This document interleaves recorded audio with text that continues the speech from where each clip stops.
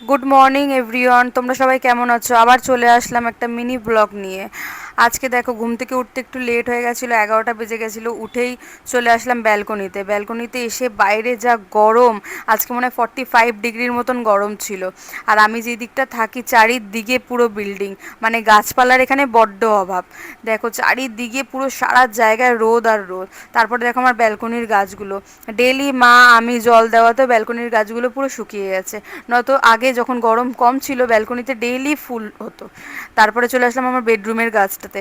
দেখো কিছু কিছু গাছে ফুল ফুটেছে, আর তুলসী গাছটা তো পুরোই মরে গেছে, একদম শুকিয়ে গেছে। তারপর আজ মঙ্গলবার ছিল, নিরামিষ। মঙ্গলবার আমাদের নিরামিষ হয়। পনির রান্না করে নিলাম, চিলি পনির। চিলি পনির রান্না করার পর আমার দিদি চলে আসলো। দিদি এসে তো আমার ঘরে জামা কাপড় একটু অগোছালো ছিল, ও আর আমার যে হেল্পিং মেড আছে ওনারা দুজন মিলে জামা কাপড়টা গুছিয়ে নিল। তারপর ফাইনাল রিভিউটা তোমরা দেখো নিজেরাই। আলমারিটা কত সুন্দর এক সাইড গোছালো। গোছানোর পর তারপরে একটুখানি আমরা বসেছিলাম, গল্প করছিলাম। গল্প করার পর মা বললো লাঞ্চ করে নে। লাঞ্চে ছিল ভাত, ডাল, পটল ভাজা, কাঁকরোল ভাজা আর পনির আলু, আর ছিল হচ্ছে পাঁপড় ভাজা। তারপরে মা একটু সন্ধে দিয়ে নিল।